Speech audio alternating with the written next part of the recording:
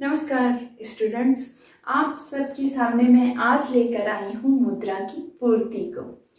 तो किसे कहते हैं मुद्रा की पूर्ति? किसी देश के लिए मुद्रा की पूर्ति या मनी सप्लाई का क्या मीनिंग होता है, इसे इस तरीके से आप समझिए कि जो भी मुद्रा चलन में है उसके स्टॉक को ही हम मुद्रा की पूर्ति कहते हैं। अब चलन में स्टॉक का क्या अर्थ है? जो भी लोगों के पास पैसे हैं, पूरे देश भर में जितने भी लोगों के पास नगद पैसे हैं या उन्होंने जो पैसे बैंकों में जमा करके रखे हुए हैं, तो जो जमा करके रखे हुए हैं वो हो गया स्टॉक, और जो पैसे उनके पास में, उनकी जेब में, उनके घर में है, वो हो गई चलन मुद्रा।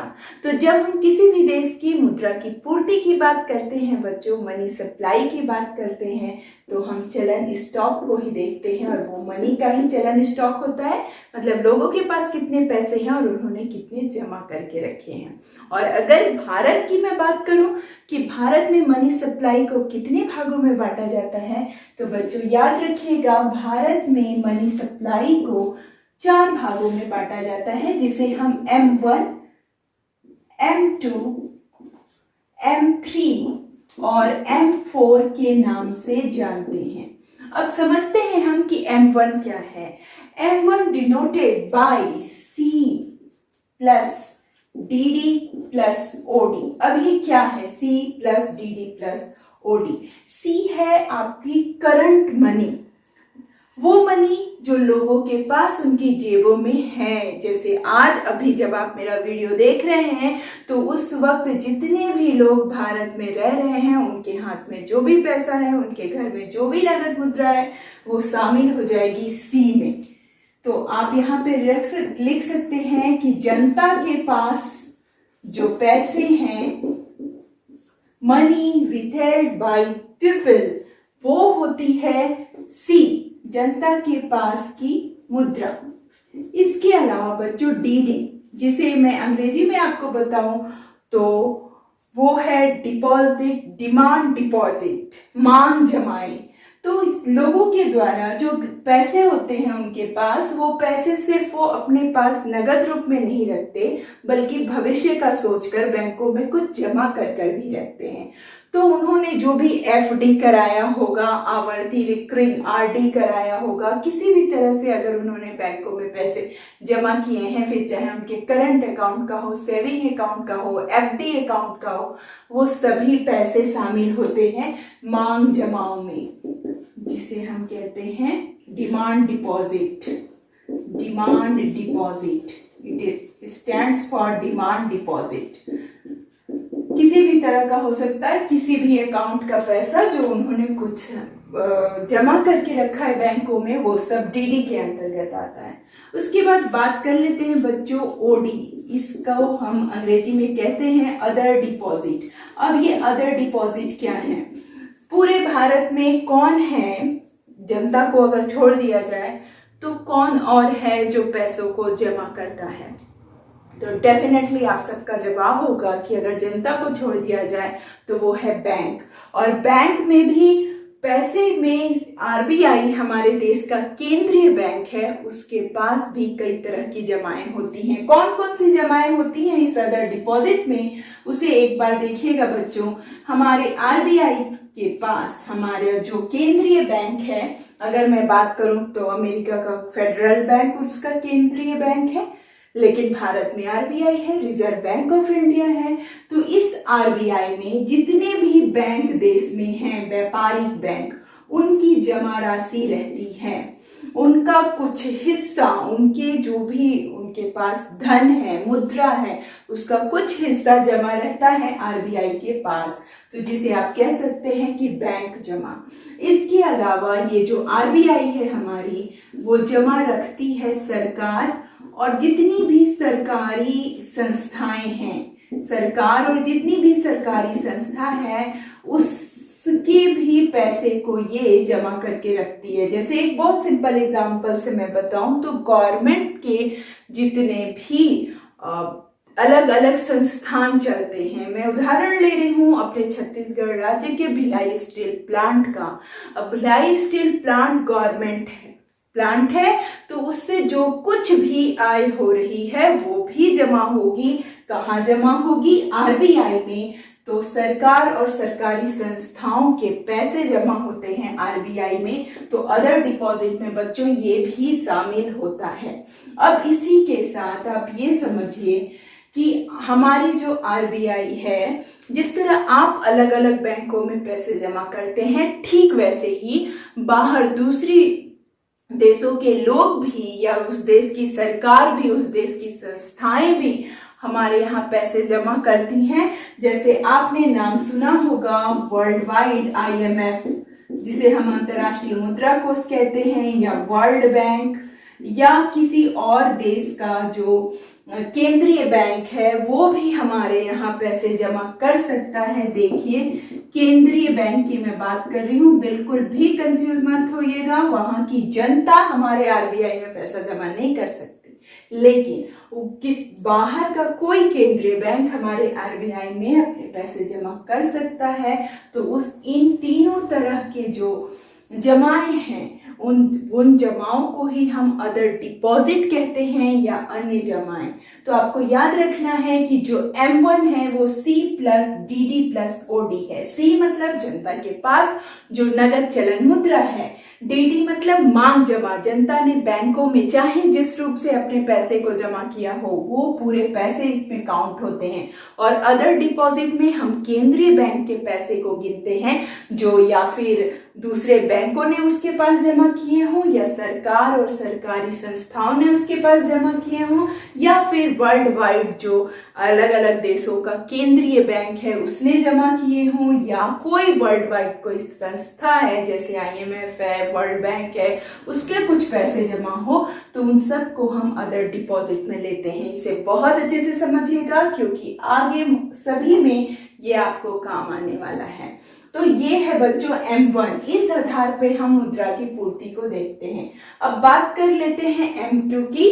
तो M2 बहुत ही इजी है। आपको याद रखना है कि M1 जो है C plus DD plus OD, ये तो उसमें शामिल होगा ही। उसके साथ साथ पोस्ट ऑफिस में जो कुछ भी DD जमा की गई है, पोस्ट ऑफिस में जो भी पैसे जमा किए हैं जनता ने, उन पैसों को जब हम जोड़ देते हैं M1 में तो वो बन जाता है मुद्रा पूर्ति की दूसरी माप, जिसे हम M2 कहते हैं। इसमें M1 और पोस्ट ऑफिस जमा जो है वो शामिल होता है, जो आपकी किताबों में हिंदी में डाकघर जमा के नाम से लिखा हुआ है।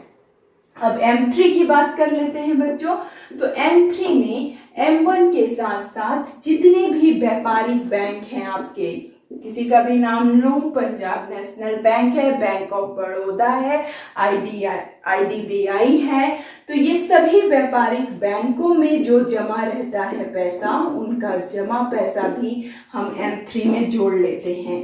मतलब आप देखिए तो आपको हर जगह लिखना है C plus DD plus OD, क्योंकि इसको लिखने पे ही M1 कंप्लीट होगा, इसको लिखने पे ही M1 कंप्लीट होगा। और उसके आगे आप पोस्ट ऑफिस जमा, जिसे मैंने नाम दिया है PD का, ताकि आप आसानी से याद कर सके कि पोस्ट ऑफिस में जो डिपॉजिट है आप उसको जोड़ दीजिए। ये आपका आ गया M2।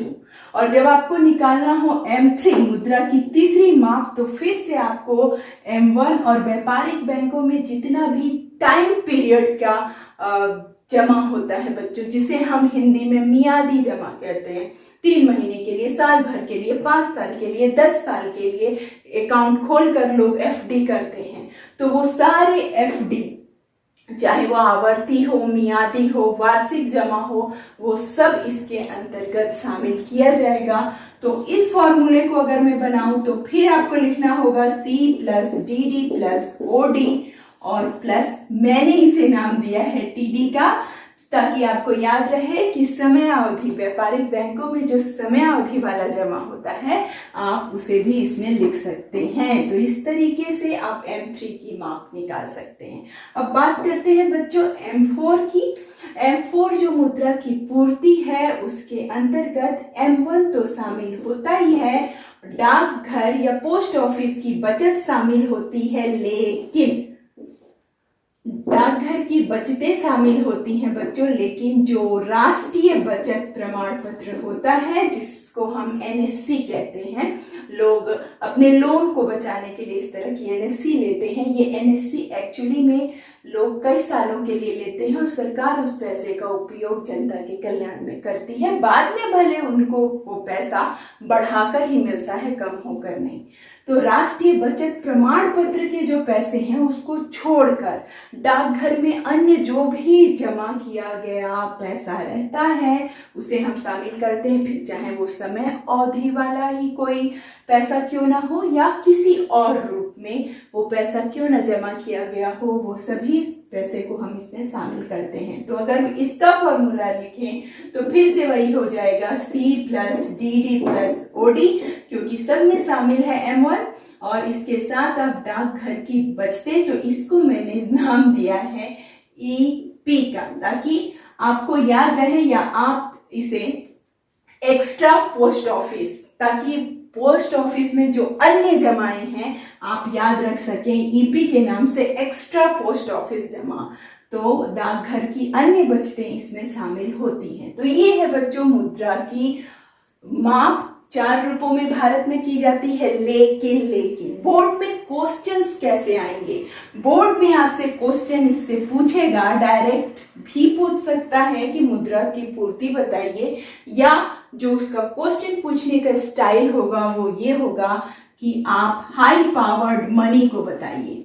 अब ये हाई पावर्ड मनी को जब पूछा जाता है, ये कई कॉम्पिटिटिव एग्जाम्स का भी क्वेश्चन है, तो उसका फॉर्मूला होता है बच्चों HC plus R।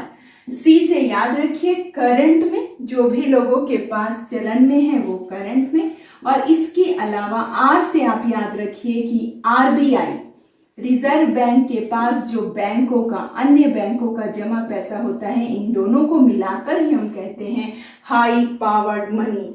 H equal to C plus R। C मतलब चलन में मुद्रा, जो लोगों के हाथ में है, लोगों के घरों में है, एकदम करेंसी के रूप में है, वो करंट मनी। और साथ ही है R से याद रखिएगा RBI में जो जमा पैसे हैं दूसरे बैंकों के, वो, इन दोनों को मिलाकर ही हम कहते हैं हाई पावर्ड मनी। इसके बाद एक और क्वेश्चन आता है जिसको कहा जाता है विस्तृत मुद्रा हिंदी में, और अंग्रेजी में पूछा जाता है ब्रॉड मनी किसे कहते हैं। तो ब्रॉड मनी आपको याद रखना है बच्चों कि M3 और M4 को हम ब्रॉड मनी कहते हैं, और नैरो मनी संकुचित मुद्रा, नैरो मनी, तो नैरो मनी हम कहते हैं M1 और M2 को। तो आपको ये बात ध्यान रखनी है कि हम नैरो मनी कहते हैं M1 M2 को, और ब्रॉड मनी कहते हैं M3 M4 को। तो एक बार फिर से मैं आपको बता दूं कि M3 और M4 हो जाएंगे ब्रॉड मनी, और M1 और M2 हो जाएंगे नैरो मनी। और उसके साथ आपका एक और छोटा क्वेश्चन जो आता है वो है हाई पावर्ड मनी। तो आपको याद रखना है H equal to C plus R। और भारत में मुद्रा की पूर्ति होती है 4 तरीके से, M1, M2, M3, M4। I hope मैं आपको बहुत इजीली इस बात को समझा पाई हूँ और इम्पॉर्टेंट क्वेश्चन भी बोर्ड्स के बता पाई हूँ। चैनल पे बने रहिए, ऐसे ही छोटे और अच्छे वीडियो लेकर आपके पास आती रहूँगी।